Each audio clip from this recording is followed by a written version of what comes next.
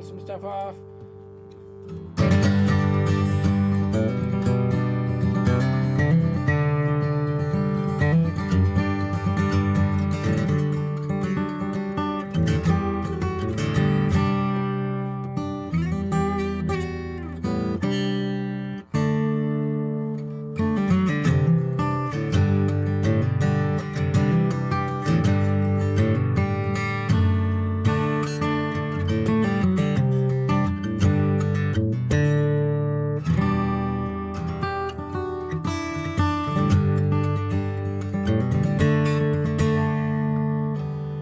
Everybody, come on over here to the comments. Holy cow, Sonia, thank you. I just saw a super chat for $20. Holy moly, thank you. That is so kind, so wonderful. I don't deserve it. Thank you. Absolutely. Well, hello everybody. Welcome to Guitar Hunter Live on a Friday. It's Friday the 13th. Does that mean a thing? Yeah. So anyway, David just found an incredible Alvarez with spruce top and flamed maple back and sides. Dropped it off with a luthier for new strings and a setup on the way to pick it up right now. David, holy cow, exciting! This is an Alvarez Yairi.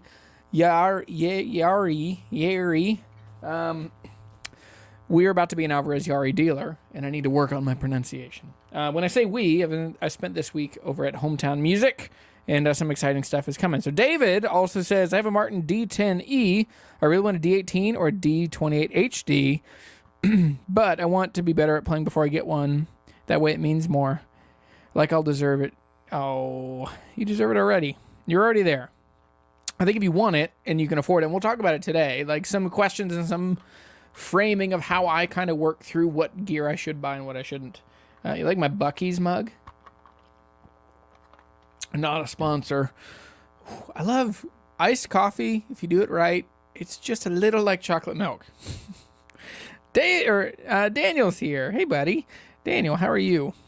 Tim Hooten from Oklahoma. Yeah, I'm excited to give some advice today. And yeah, I've been thinking about this a lot. I am meant, you know how like there are certain people that are just meant to be certain places?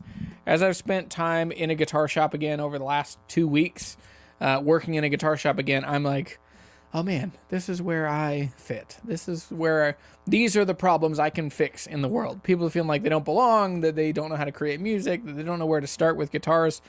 That stuff just gives me so much life. So anyway, Mr. Patty Paystub himself says, David, I have a DRS1, the old version of the D10E. My wife surprised me with an HG28. It made me want to play more, and I improved because of it. Keep your D10, but don't wait to buy an HG28. Do it now. Do it now with a couple caveats. Yeah, nice wife. She's the best. It's true. I don't know for you if it's true, but a good wife is a good thing. Yeah. Roger has a Hassan Dalton, a Boucher, and a 40s D18. Humana. Yes, that's the first thing we're going to talk about. We're going to talk about what is expensive. Yeah, so that's why I kind of left the title of this video to be somewhat suggestive, interpretive. Do we want that light on back behind me?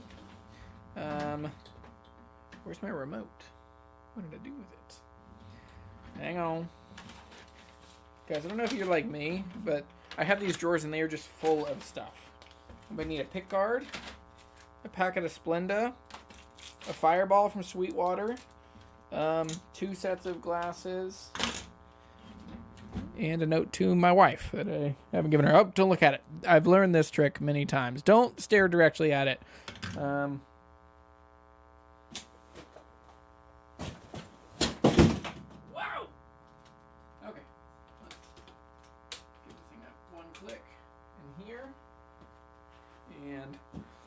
Am I properly hair lit now? If you don't know, that's what that's called. When you get a light behind you from a vertical angle, it makes sure you can see the top of my... It makes me crispy. See that shine on my face there? Anyway.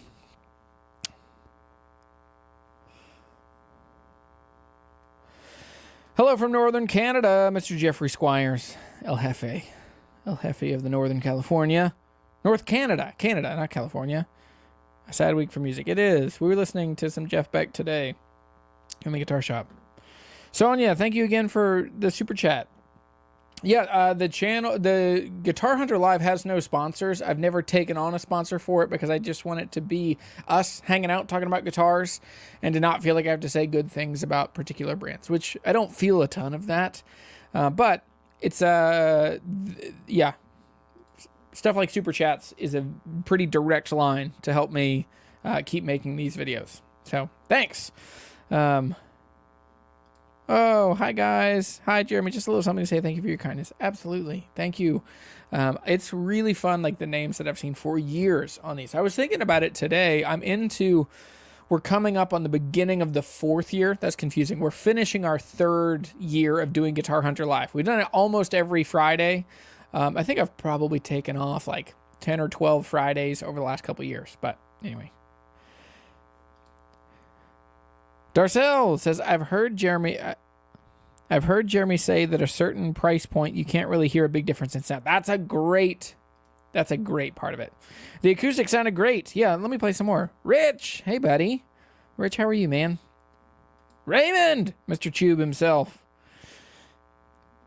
Hello from South Africa. Terry says $2,000 is expensive. Yeah. Splendid Fireball, hook me up. Hang on, isn't it, what's the drink that Michael Scott loves? Is it something in, it's gin and Splenda. Tastes like Splenda, gets you drunk like gin. Something like that. Hey-o! What's up? Bought my first expensive guitar over the COVID years. No regrets. Jeremy, would you recommend a K&K Mini for my D18 Modern Deluxe or rather a battery-powered system? Funny that you say, yes, Daniel, I'm glad you jumped in here. Daniel, I wouldn't get a K&K Pure Mini and a Modern D18 Deluxe because he didn't. His Modern Deluxe is right here. So this is a D18 Modern Deluxe, and this is kind of like the boutique-y version of a D18. And so this guitar originally had a K&K in it, and it just didn't sound right.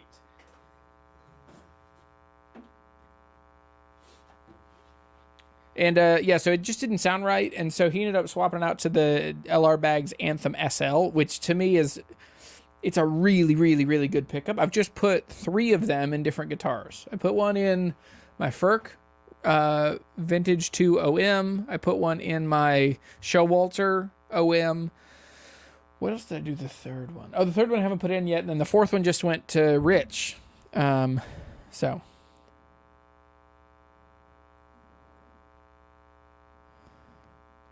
okay. Has problems with the carbon fiber bridge plate. Oh, that's right. I totally forgot about that. Yeah. Scotch and Splenda. That's what it is. I wouldn't try it. I like both of those things. I don't like them together. Sound is only one factor. Aesthetics and playability are also worth the extra money. So, okay. Tom Hampton. Tom sitting at home waiting for the telly to show up. That's awesome, man.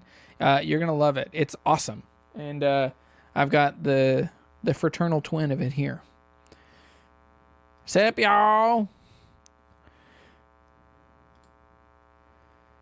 There's a bit of feedback or static.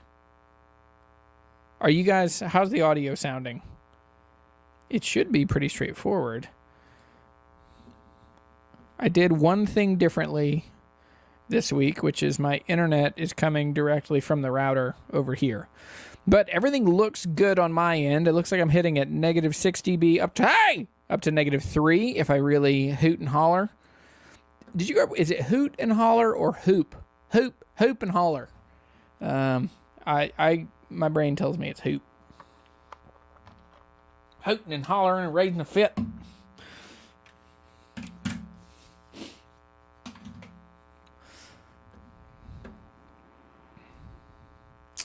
All right, I can't catch up on the comments. I'm just going to skip down to the bottom. JD, hey buddy, how are you? From Parkersburg, all right.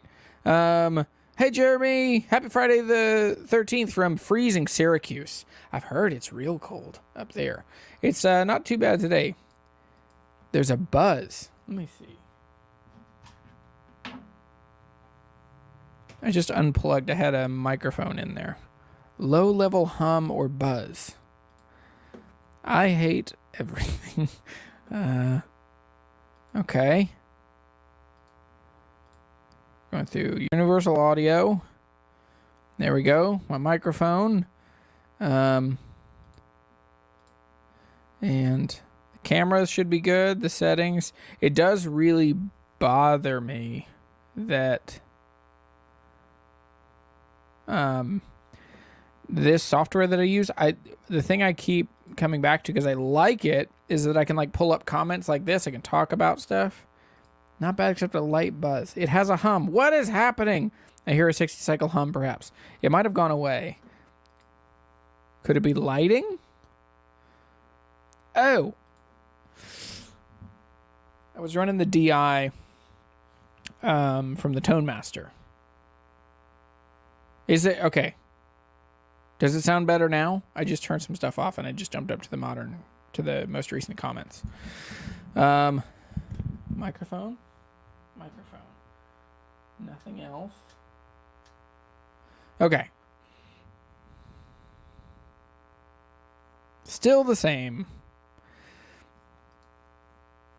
I don't understand. There are other YouTube channels, like I watch Philip's stuff, Philip McKnight, or I watch 5 Watt World, and those dudes, it just works. Like, it doesn't sound annoying, doesn't have like buzzy sounds, and I have always, do I have a single coil plugged in? I literally don't.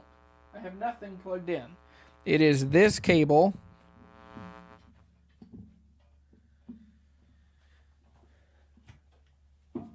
Did that do anything? So I had a heater plugged into the same receptacle. Unplug your main mic.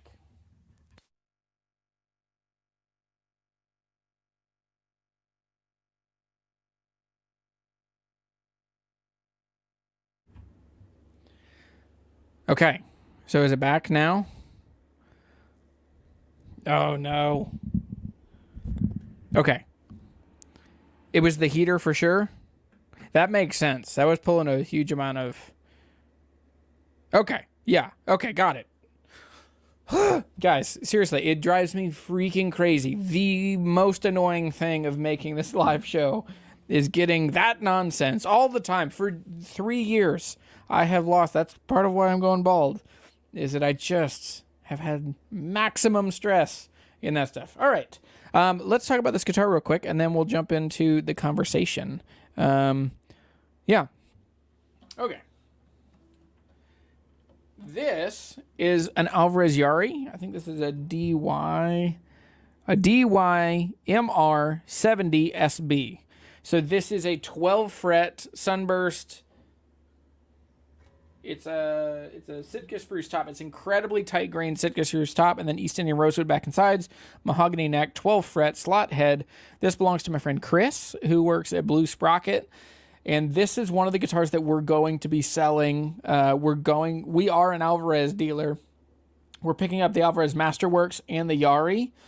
And so that was kind of what led to some of this conversation is we are working, like we live in a very like modest part of the country. We live in a very Mennonite community, and historically, not many guitars above $1,000 have sold. And so we have been working through, and we're going to make videos about this. We started filming one a couple days ago, I started filming some stuff about this. So at Hometown Music, we're trying to figure out who's our audience, what are they into, what kind of music do they want, what hopes and dreams do they have, and how do we help people become the best versions of themselves musically by having a guitar shop and a music venue and rehearsal spaces and a coffee shop and a venue. Like, how do we cultivate the people around us to be the best versions of themselves? And so one of them is that we're looking for a way to figure out what is expensive for our audience. So let's start with that. Like, that's the first question, and it is particularly subjective. It depends on where you are in the country and where you are just culturally as far as music gear goes, and the level of affluence that you live in. Because I'll say from the very beginning, like, good sounding guitars are usually or are not always expensive guitars. You can get incredibly good sounding guitars that are very affordable. There's a bamboo guitar over there that sounds better than most $4,000 guitars, and it's $300. And it's too precarious. I can't get all the way over there. Holy moly. Darcel, thank you. So another $10 super chat. Thank you so much. What do I think of the Yairi? Let's talk about this real quick. I think this Yairi is absolutely excellent. I'll play it again in case you missed it at the very beginning.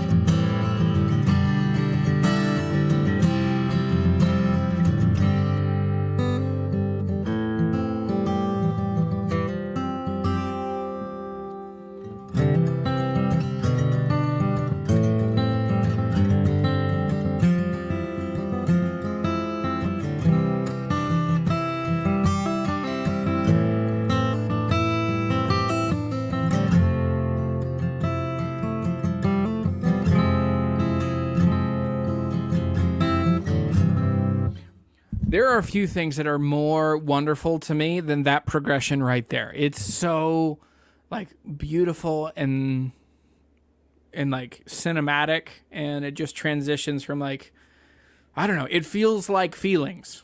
I don't know how. It sounds like my feelings feel.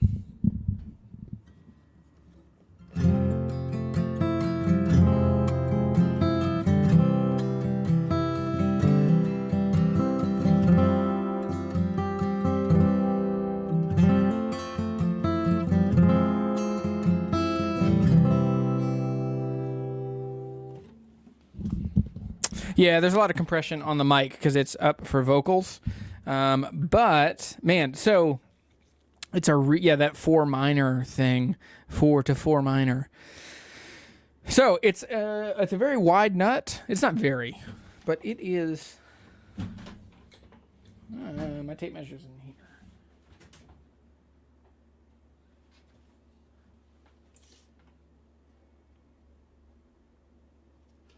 Right at 1 3/4 inches. It's 1 3/4 inches, and what? Another one showed up.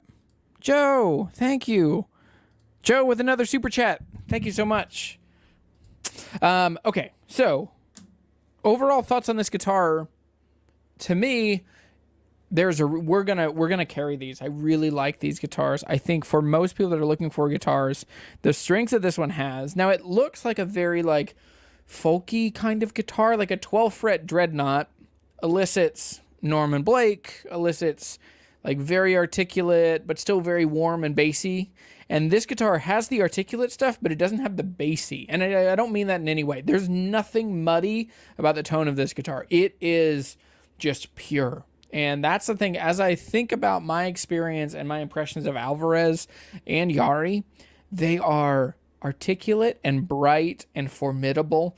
And they're really, I think for a lot of people, they could be a really great choice, but they don't seem to win out. And so that's just, I think it's part of guitar shops have shot themselves in the foot, and I'm literally wearing a Martin shirt. They shoot themselves in the foot by carrying the big brands instead of like Alvarez Yairi or Alvarez, Yairi, Larrivee, or other brands in that same. They're not boutique-y per se. Like this is the boutique option. Sorry, excuse me. But yeah. Overall, I think they're very good. They're incredibly high quality in construction. Furk, that's another one that Furk has some boutique stuff, but overall, like they're going for a really good factory kind of guitar. So I want to talk about, and this is kind of the main chunk of the video today. I want to talk about like if you're trying to figure out if you're ready to buy an expensive guitar. What are questions that I would run through in my mind? What would I? Because I walk people through this a lot, and I advocate for people spending more money. Oh, here's a controversial statement that I don't mean it in the way that people will hear it. I think you should buy more guitar than I think you should spend more money than you would initially think you should spend on a guitar for most people. Now, with that, there are many caveats to that, but that's my like hook to get to kind of open up this conversation over the next little bit. So, number one, let's talk about what is expensive. Now, this I mentioned a minute ago. Like, I think when I think about expensive guitars, my brain says $2,000 is expensive. But realistically, I don't. Are you guys like me in this? I will spend thousands of dollars on guitars. The only next thing I'll spend a bunch of money on is like camera gear. I'll be like, oh, like, yeah, sure. You want $800? Sure, I'll buy this thing for $800. Other than that, I buy like, I'll buy shoes from like Amazon. I'll wait for them to be the lowest price they can get. I will be super cheap. I spend almost no money on myself. Like, I bought these because they were like a 6-pack of these at Buc-ee's for like $7 or $10 or something. So anyway, so for me, I think that what is expensive, $2,000, but I could also make a case that $500 in guitars, $500 for a beginner is too much money. That's expensive. So I would say you have to come into it with expensive is how much money could you lose and be okay. You're not going to lose $2,000 if you buy a guitar for $2,000, but that's where I think you have to like, yeah, when I work through it in my head. Okay, I'm going to not look at the comments for a couple minutes. And yeah, so what is expensive? That's kind of where we are now. So I'll leave this posted up here for a minute. So I would say what is expensive? It depends on where you're coming from. And so let's answer this. I'll answer this for kind of the 4 main audience members. So I would say like, what is expensive for a beginner? I think expensive for a beginner is $300. I think $300 is a lot of money. If I'm talking to a high school kid, like at the guitar shop today, there was a 12-year-old that was playing an Ibanez. It was a GX thing. It looked like an RG, but it was the line beneath that. I need to learn these since I'm now officially an Ibanez dealer. But it was really interesting. Like, he was talking about, it was $319 and he's working hard. He was saying that he wished that it would snow soon so that he could shovel snow and make some money for a guitar. And I'm with you, buddy. I'm praying for snow.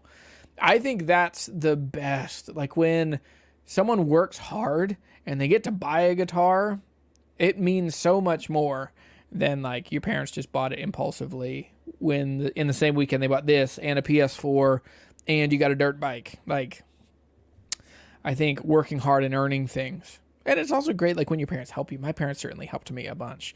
Oh, wow. Thank you. Another super chat. $10. Thank you, Sam, so much. It's so kind. I'm very thankful for you. Rich, another $10. Thanks, Rich. Yeah, Rich and I have just been trading money back and forth this week of like buying, selling, trading. So good.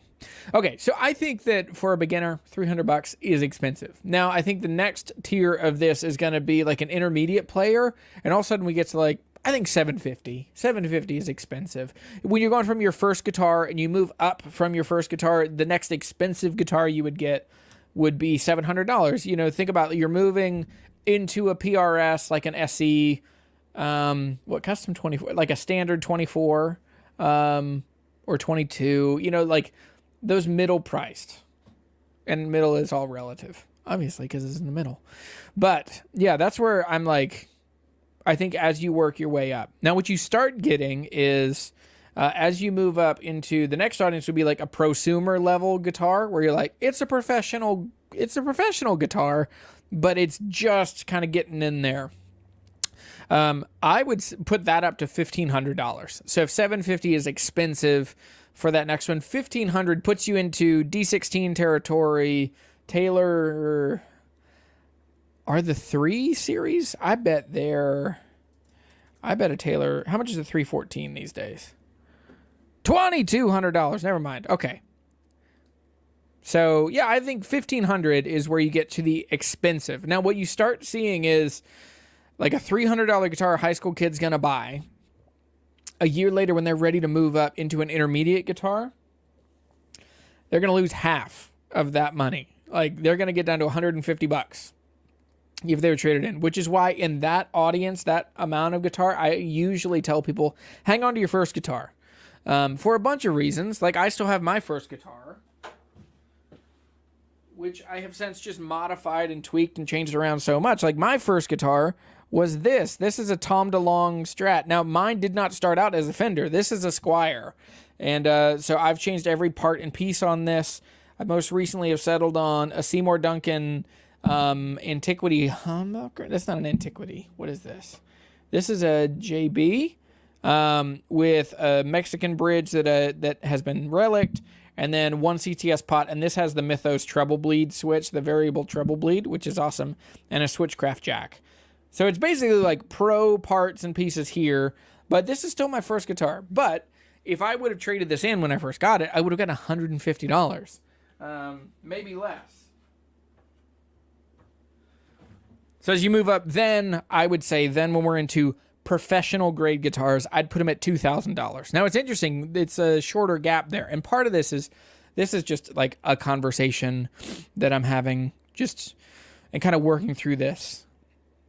I haven't been able to articulate my thoughts. I didn't write out my notes in a way that I had hoped to because I'm learning how to run a guitar shop again, and we're in point of sale nightmare right now. But I can't wait for you guys to come by. We've had some people that watch the YouTube channel that have come into the shop, and it's been super fun. Did an interview with the local news the other day, and so yeah, I hope that helps. So for me, when I'm saying expensive, so I'm saying if you're ready to kind of move into an expensive guitar, I think when you look at those, like, where are you in that? Are you a beginner, an intermediate, a prosumer, or are you moving into a professional grade guitar? That's where, to me, there is, and I've never made a video about this. I've always wanted to. I just haven't ever had, because I'm not a guitar shop. I'm still not a guitar shop. I now work at a guitar shop. But for me, the big thing is, holy moly, another one. Thank you. Carl, thank you so much. That's amazingly kind. Yeah. 1.5 thousand, like 1,500 for American Pro or Standard. Those are excellents and professionals. Yeah, that's a professional guitar you could have for the rest of your life. Howard, hey buddy, glad you're here. So now we kind of walk through what's expensive. The next thing is I want to talk about like diminishing returns. So a $100 guitar, there are guitars that are too cheap for anyone to buy. Like, they're just too bad at being a guitar, and the likelihood of them frustrating you away from actually sticking with it is too high. So that's like, and I'll pick on them first and foremost. It's like the Esteban guitars, which those are kind of over now, but the Keith Urban guitars, I know he's now has the guitars with Yamaha. Those are different. But the ones that they were selling on QVC that were just like, they had like the bird for the bridge, those are genuinely just turds. They're terrible guitars, and they're really risky and dangerous, and so I just don't recommend that. So I would say avoid guitars. This is a broad brush. I would say avoid guitars that are all plywood for acoustic guitars, and avoid the cheap electric guitars. Because they just, unless you're willing to put a little bit of money into them to get good strings on them and a setup to where they actually sound. I mean, if a guitar sounds in tune, you stand such a better chance of sticking with it. But, okay, so you have a $100 guitar that's awful, and you get to a $300 guitar like a Fender CD60 or like a CD140, where it's like a solid top, has a pickup. It's a good acoustic guitar. It's not great, it's not excellent, it's not professional, but it sounds so much better. So you have like, basically it's 100% better than the cheap ones. And then you get like, okay, let's double that price from 300 to 600, or like, let's call it 750. And you get into an all solid, like one of the Eastmans that's all solid at like 600, $700. There's a massive difference, but it's not 100%. And so each time you double your amount of money, you're not getting double the guitar. And so for me, around $2,000, you don't get much better. And that number may change. I've said that for a long time. And I think now, not like a D28, let's call it $2,500. At $2,500, you've got the best materials. You're just getting better grades of those materials with more provenance. And yeah, but by the time you get in acoustic guitars, by the time you get to an all solid wood guitar with a dovetail joint and nitrocellulose lacquer finish, and then rosewood back and sides and a spruce top, which you can do in an Eastman for less. Like, you could get an E20, like a monstrous high quality materials guitar, around $2,000. So anyway, yeah. So, yep. All those terrible like the Esteban and anything brandless from Amazon. And like, I mean, I've got, that pink guitar back here is from Donner. From Donner. My voice kind of squeaked out there. Diminishing returns. That's the phrase I was looking for. Is each time you double your money, you don't get double the guitar. I think the sweet spot for guitars is like $1,200 to $1,500. Like the Martin Streetmaster is the highest amount of money to the best guitar, and then on either side, less money or more guitar on either side, you're just, the ratio's off. So, yeah. We're going to become an Eastman dealer. Can I say that? I just said, I mean, all the ducks are in a row for, like, we're working through it. I was looking at a price sheet today and looking at what I want to have in the store. So, yeah. Also, if you are coming up on brands that you want, if there are guitars that you want to buy, and it's between Sweetwater and us, give us a try. We're going to start shipping stuff here soon, and so we're kind of building out that component of the business to be a helpful resource to guitar players around the world. Okay, so when is the right time to buy an expensive guitar? This is really helpful and important. Not all times of year are the right time for people to buy guitars. And then when in your own life are bad times to buy guitars. So I think I'll just wax philosophical a bit on the first part of it. Number one, right now is probably a bad time to buy a guitar because everyone knows that you got that new pile of money in your bank account from your tax return. And again, a reminder, this is my Dave Ramsey rant. There will be a few Dave Ramsey rants. I think number one, I think that early in the year is a bad time to buy guitars. And I think that when you get a tax return, do not take the bait to think that this is free money that was unexpected. This is a little bit of your paycheck that has been scooped out and loaned to the federal government at no interest for free for a year. It is your own money that you could have used throughout the year for other things, babysitters, daycare, groceries, car payments, whatever. It's all money that could have gone into other more exciting things. And so I would say don't. Right now, there will be some deals. Guitar shops are going to work pretty hard to get that money out of your bank account into theirs. And so I think right now is not a great time to buy guitars. There are different times of different times of year are better or worse to buy certain guitars. Another bad time to buy guitars. Well, it's a bad time to sell guitars. High-end guitars don't sell at the end of the year because those guitars, all the money that would be spent buying those is going to like student and beginner guitars, particularly the student and intermediate Christmas gift guitars. So, yeah. I think I'm particularly interested in this. The Martin 0016 Streetmaster with an Adirondack VTS top and East Indian rosewood back and sides. Like, that is a 0028 spec-wise, and it's just such a crazy, crazy deal. Evan! Hey, buddy. Glad you're here. So, yeah, I think when is the wrong time? Okay, so that's the wrong time for you to buy a guitar in the year. Now, when in your life would it be a bad time for you to guitar? I would say it's a bad time to buy a guitar when you are in a life change. So this guitar was purchased, and this is not, what? I got fired. Why did I get fired? John, why did I get fired? You are fired. What did I do? Fail! Hey, buddy.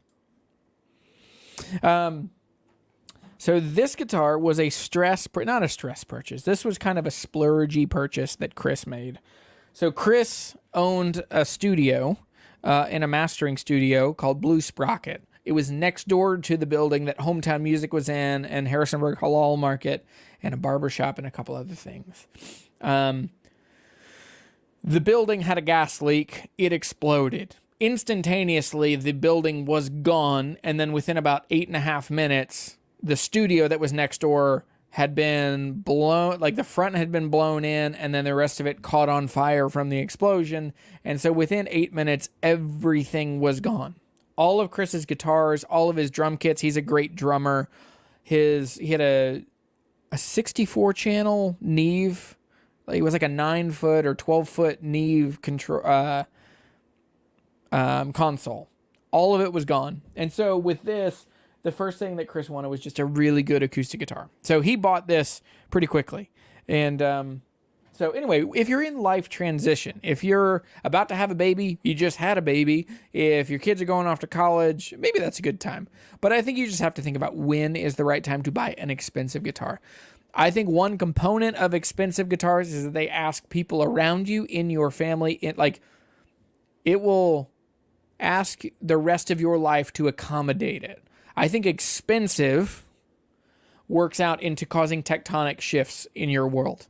That people and money has to move around and find a new equilibrium. So an expensive guitar, if you're able to save for it, you're much better off. So I would say, when are you going to buy this guitar? If you're thinking about an expensive guitar, when are you going to buy it? Do it in a way that during the year or during the time of your life, you get a good deal. Find the intersection of those. When is it the best time to get a deal from a retailer? And then the other part is, when is it the right time for you to do it? So that when the tectonic shifts of your finances move around, you don't have your significant other or your kids having to accommodate too heavily.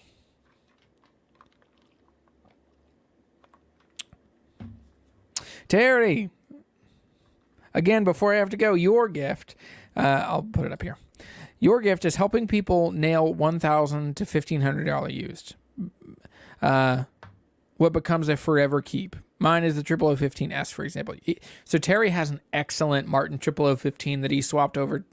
Did you swap it over, or was it already swapped over to Waverly's? But it's a great guitar. It's an early one. It's not the M designation. This is the early 2000s before they made those. And yeah. Hot take. Alvarez guitars, wonderful. Alvarez bridges, red flag. Can't get past it. I disagree. I think that this is the coolest thing. So underneath, there's a larger... Basically, they're kind of flipping the thing inside out. This effectively works more like a bridge plate. This guitar is so resonant. It is like a bass drum. It's kind of disorienting because I can like feel my voice resonating in the guitar. Oh yeah. Hey, I'm the boss. I'm the manager. I don't want people to buy things under compulsion. So yeah, don't buy now. I'm saying, what else? I'll answer that from the guitar shop owner side. I know people have a lot of money right now, so I'm just like we took all the sales, like all the Christmas sales prices off, and we went back to like the normal sale. We went to the normal price on a lot of things, and sales have not slowed down. So for us, and we're getting that extra 10 or 15% back instead of giving it up. So when is it right to buy a guitar? When you have the money, when you can get the best deal from the retailer, when it doesn't ask the people in your life to sacrifice too deeply. Second Dave Ramsey rant: don't borrow money. Don't borrow money other than your house. That's the only thing that I'm okay with borrowing money on, and I know we all have very different opinions on this. But I think for me, when you invite risk, that's the thing that doesn't get calculated when you're like, I'm going to use a firm and have, 12 months, same as cash. You're not calculating risk. And it's the risk of other stuff in your world. It's the risk of your income changing, your financial spot changing, your ability for money, or the value of the guitar you're buying. Guitars, by and large, are diminishing assets. They will almost all, if you're buying them new, they will all be worth, and I've done videos about this, like they're all going to be worth 25% is the lowest that we found, but like boutique guitars, some of my favorite guitars, drop off like 58%, I think was my Husson Dalton. So anyway.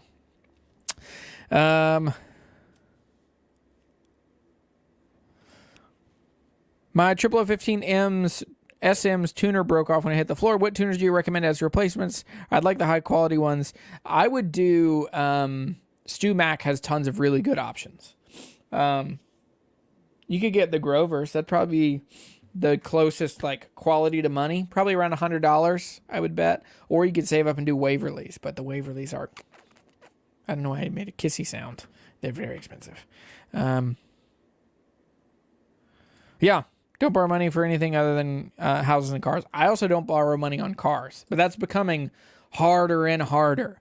It is, yeah. You got to drive a real Bobo old car. That's why we have like an old Excursion and then a Mazda, like a Mazda 5. And both of those, we have no car note. I will say, as much as I like driving newer cars, I love not having car payments. It's so much better.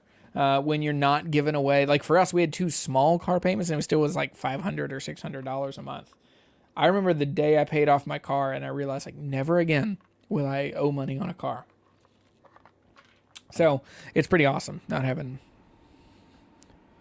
Oh, that's a good question. How much leeway do retailers have with the price of new name brand guitars? So it's always kind of changing. By and large, for a long time, there has been list price, which is, or like MSRP or retail would be the high number. And that's always kind of fictional. Like no one would ever spend that money unless you're like boutique or other brands. But for like Fender, Gibson, stuff that you'd find on Musician's Friend. And then almost always they would have like 25% off or 35% off. Would be what they would call MAP, which is minimum advertisable price. Now, the thing with that is that's the lowest price that if in the contract you have with whatever brand you're selling, that's the lowest price that you could put on your website, that you could put in an Instagram post, that you could tell anyone in any digital or print place. That doesn't mean you can't sell it for cheaper than that. Most guitar shops are going to buy... most guitar shops, I don't want to say like it's all different. They're usually buying things around 40% off of retail. But with that, like it's built in that they're going to give away 20% of that. So they're only making about 20%. So if they give you 10% off, they're cutting it to where they're not making much. So, I mean, think about it. Like if you're buying an American Pro Strat, like they're making $115, like $130. They're not making that much money on you. And that's different. Like the buying power of a small independent guitar shop like us is not the same as the Sweetwaters and the Guitar Hunters. The Guitar Centers of the world. I've still never spent a single dollar with Guitar Center. I've thought about making a video on why, and I feel like I don't have a short answer other than I feel like they're soulless. Like they don't. I love guitars because I love the people who introduced me to guitars. And Guitar Center is always just like dudes who didn't have a job doing anything else. Like if they didn't get this job, they would have worked at Lowe's or they would have worked at, whatever. So anyway, I'm trying to catch up on comments. I'm sorry. Yeah, they all bend their dealer agreements. They do. And it's interesting just because of who, just because of how not everybody gets the same contracts. So anyway, and I'm brand new into that space. And I also don't want to overshare where I am. So I would say, why are you buying a guitar? Why do you want to buy an expensive guitar? And is it that you feel like it'll make you a better player? Maybe, but that's kind of a thin reason to want to buy it. Why would you buy a guitar? Well, are you buying a guitar because you just saw Josh Scott or you just saw Rhett Schuller? I mean, I've done this too. You make a video and then it causes a run on those guitars, and people that are, like, I don't want to say bored, but if you're just along for the ride in the YouTube rhythm, like as a YouTube creator, I've been doing this for 5 years now. I know for me, there are times that I just get bored and I'm just like, I have to be so excited about this. Oh, have you seen Alvarez Yairi? And then all of a sudden, now I don't have the same level of influence as like Josh Scott, but no one leaves more of a wake of the used values of things than Josh Scott. If you don't know, Josh Scott, JHS pedals. I know a bunch of us are acoustic acoustic guitar players kind of only. But as, you know, the people of us that are day walkers, that was that a Blade reference? I think, yeah, that was a Blade reference. As people that walk both on acoustic and electric guitars. Anyway, so why would you want to buy the guitar? Don't buy it because a YouTuber just said that they're cool. Especially don't buy it if people are like, the 5 guitars that are under the radar. Chances are, and I have done this, and I'm sorry, I need to confess I have done this. I have hyped up guitars that I know that I'm going to get one, and I'm hoping that they'll be worth more. It's just a very blown out, like, my strategy to get more money for that used guitar I know is coming. So why are you buying the guitar? If you're buying it because you love the craftsmanship, if you're buying it because you have the money to do it, if you're buying it because it doesn't ask your family to sacrifice and suffer, and it's just going to bring you joy, go for it. That's the time to buy that kind of guitar. I just went, why, when, who, how? How are you going to pay for it? How are you going to buy that expensive guitar? I would say don't borrow money to buy guitars. Now, if you're saying, like I saw someone say, I wouldn't have any guitars if I didn't do financing, you would have a guitar. Like, you would have a guitar. You wouldn't have a huge expensive guitar. But if there's anything I've wanted to teach people over the last 5 years of making YouTube videos like this, I want people to own guitars in a way that they bring life to you and to the people around you. And you can do it without borrowing any money. I've not borrowed any money for this. Now, there have been some deals that I've had people that have said, hey, if you ever find something and you don't have money for it, I will just give you the money for it. And then I just, when that deal is over, I give them, and that's like friends. So that's happened twice. I found guitars were just the way stuff worked out. I just didn't have the money to do it myself. And so that's a little, not quite. That was like a joint venture. It wasn't quite. There were very specific terms. I am buying, it was that D42 was one of them. Like, I'm buying this D42. I've got half of it. You've got half. If you give me the other half when I sell it, I'll give you X percent. And it should be within 6 weeks. And so that's how, yeah. Anyway, I don't borrow money for just indefinite amounts of time. But anyway, so I would say when you're looking at, like, how are you going to buy that expensive guitar? One of the things that will give you an unfair advantage in buying is create a sinking fund. So sinking funds are, for me, our bank account. We use a federal credit union, and it's really easy to just make other accounts. And so we have a couple other accounts that are just like, hey, like, it's not a, Christmas doesn't move. It's the same time every year. And so for us, we're like, well, how much do we want to spend on Christmas? Okay, let's divide that by 12. And then every month we'll just put that, 1/12 into that account. And by the end of the year, bada bing, bada boom, we've got all the money that we need. And so the same thing can be done with guitars. And I've done this in the past before where I'm like, oh, I want to buy something cool. I did this years ago I had a 52 Tele reissue I wanted to buy. I was like, all right, my cost is going to be $1,100. This is in like 2009 that I bought this. And I got it basically at cost from the guitar shop. So I worked out, all right, it's $1,100 divided into 12 months. That's this amount. I just need to put that amount into, and with that one, I had a safe in my room, and I would take cash out from my paycheck and I would put it in there. So anyway, Brandon, great question. Brandon, for the money, would you rather new Eastman or used Gibson? Probably new Eastman. Now it's tricky because of used value, but the quality, consistency, also, we were just working through the price sheet earlier today, Brandon, about some of the Les Paul-y kind of Eastmans. So I don't know. It is really hard because it depends, man, a lot on if you're somebody that turns stuff over. Gibsons are going to hold more residual value, I think, the Eastmans. Now that's changing. Eastmans are holding better value. But yeah. Yes, the D35 is going to go up for sale probably Monday. If you're interested, you can email me now.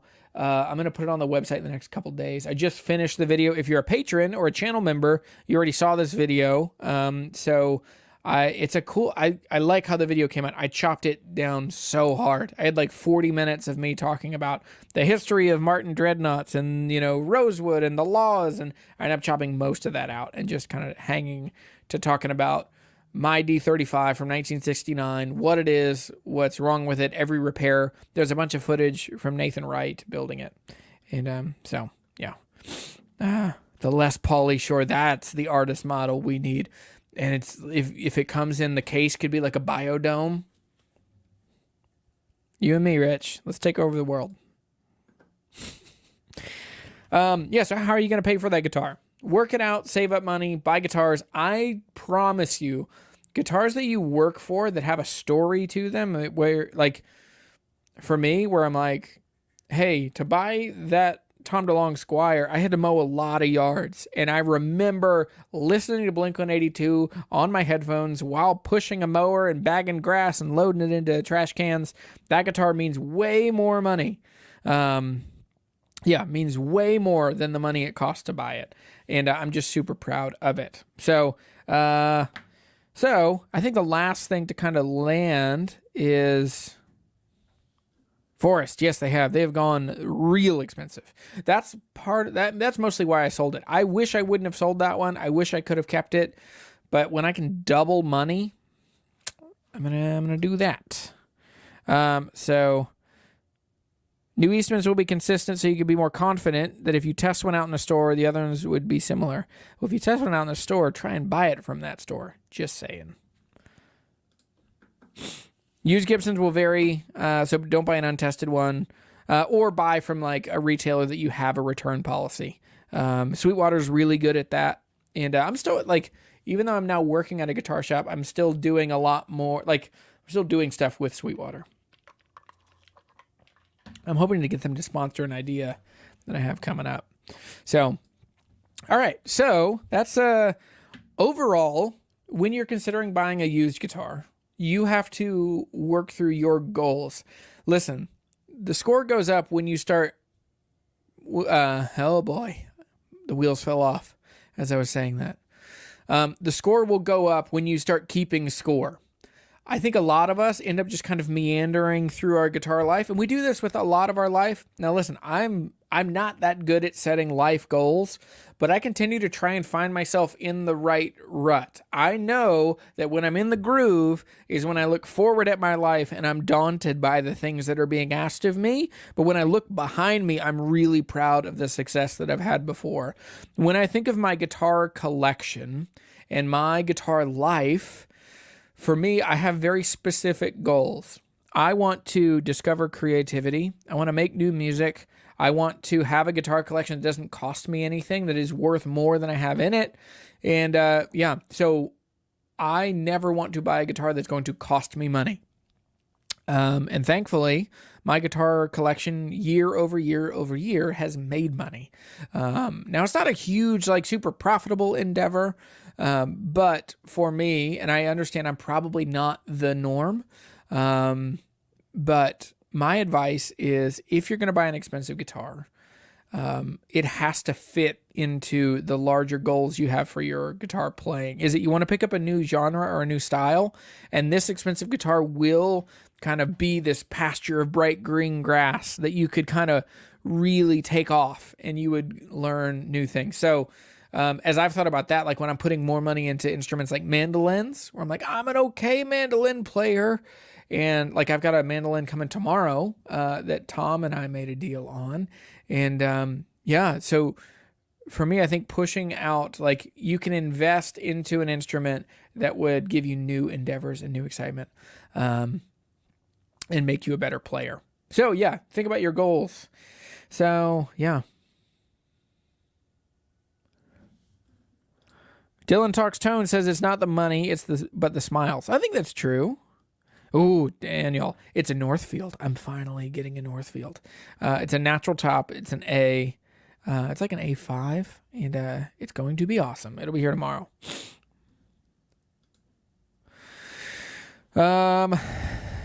Jeff says, just bought a new 50s J50. Yes.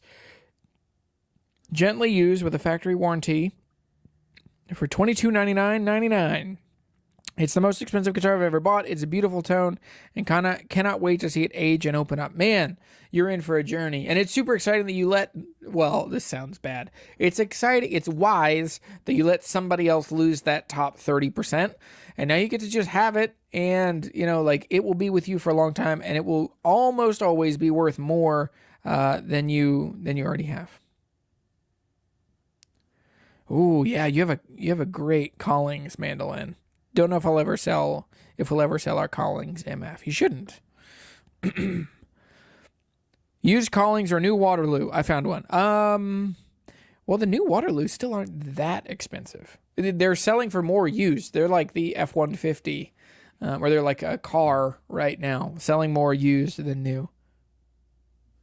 Yeah, how did you buy it used with a factory warranty? Maybe it's a shop that bought it and couldn't sell it as new, but they're buying it from the shop, but they hadn't filled out the warranty. So maybe they could work some kind of thing like that.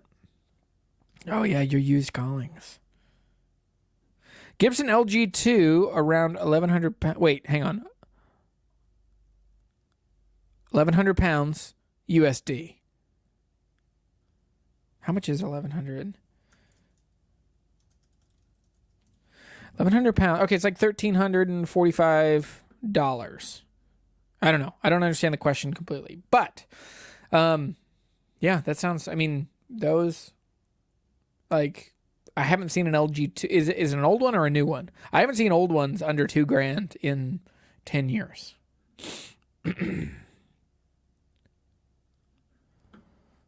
Yes. Okay. So apparently Taylor's carry the factory warranty with them, depending on how you buy them.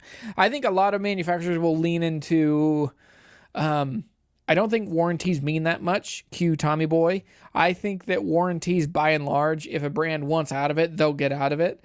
They'll just say, well, that's the organic material. That's not that we built it wrong and we used green lumber before it was totally done.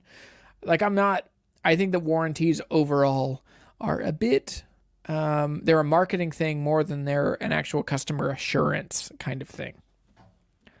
What's a good mid-range mandolin? I want to do more mandolin content. I think the best, like, middle-of-the-road mandolins are the Kentucky, like the 300 series, the KM 300, or the 315 is excellent. And they're not that expensive, like 300 or so. There are a lot of, like, Eastman and Kentucky mandolins around the $500 range that are absolutely great.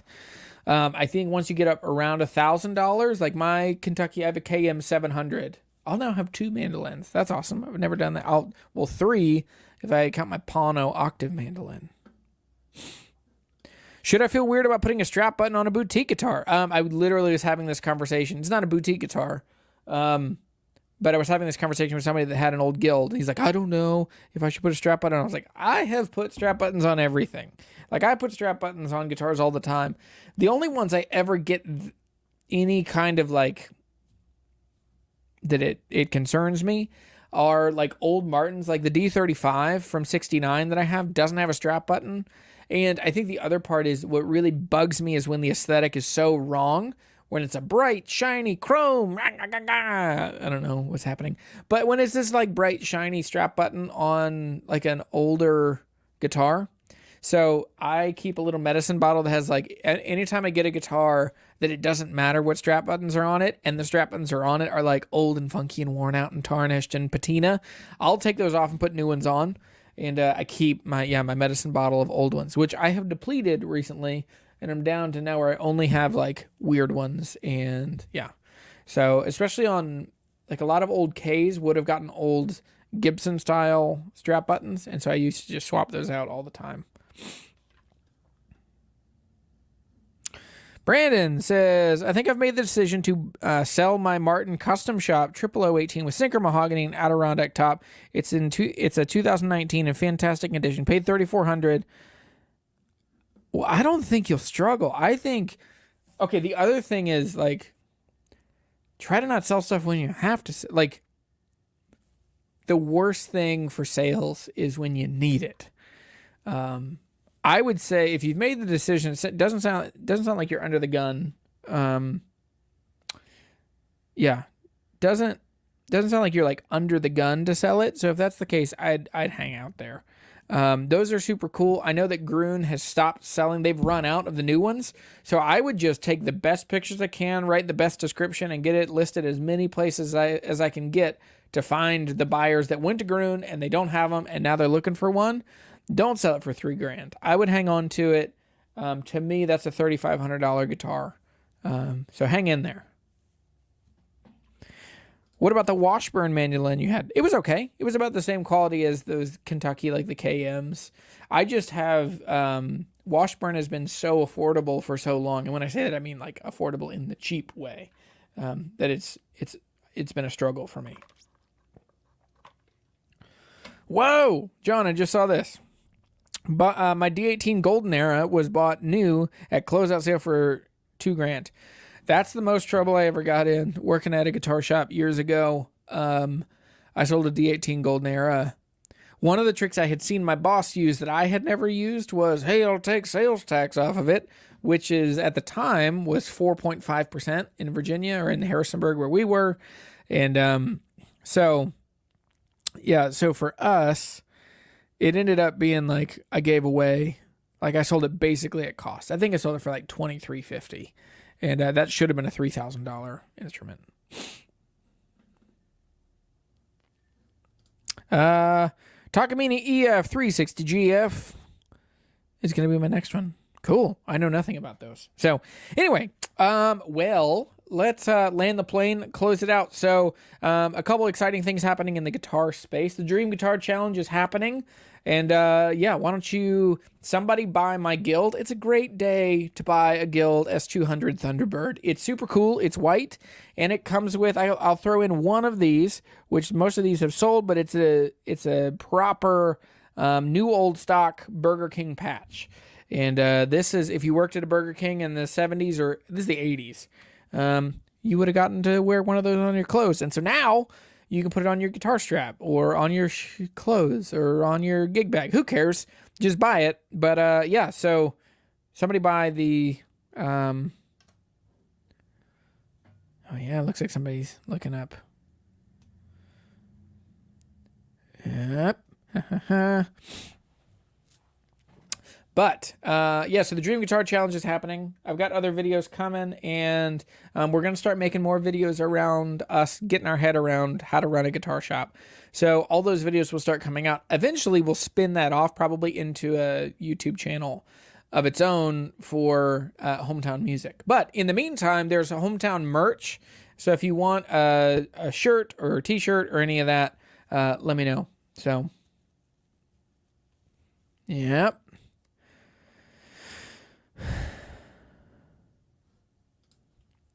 CF in Martin stands for what? Without looking at Christian Frederick. It's Christian or Christian Frederick Martin. Come on. Too easy. Have you had any dealings with the Gibson Advanced Jumbo yet? Yes, I like Advanced Jumbos a lot. Right, they were Martin scale length. They're 25.5, 24.9. I don't remember. So someone has offered me one on a trade. I don't think I'm going to do it. Gio, I'm sorry if you're watching. They want to trade me a newer custom shop Advanced Jumbo. Yeah, for my Ferk Vintage 2OM. I can't get rid of the Vintage 2OM. I like that guitar too much. Lots of guitars are going to go away that I've owned for the last year or so that have just kind of come into my world. So a lot of things are going to go out. But yeah. So anyway, all right. Well, make sure you are subscribed to the channel and hit a thumbs up. Thanks for hanging out this afternoon. I hope that this was helpful to you. If it was helpful to you, consider becoming a channel member or a partner. Channel member or patron. That's the word I was looking for.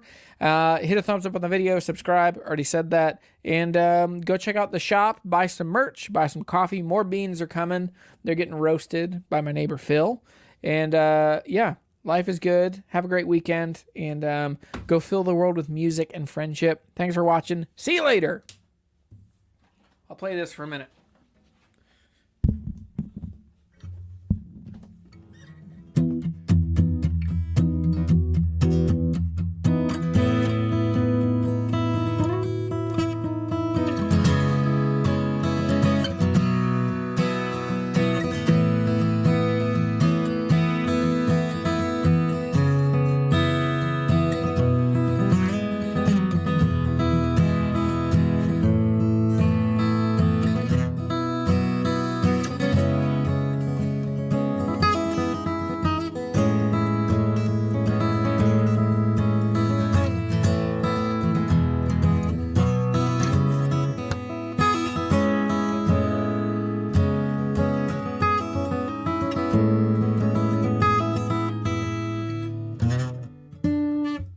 Lost it.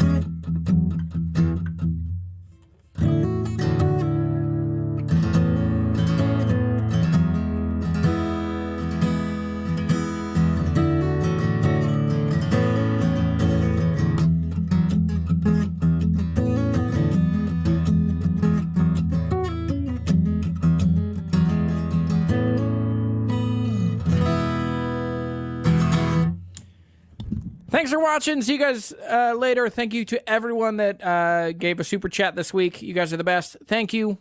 Bye.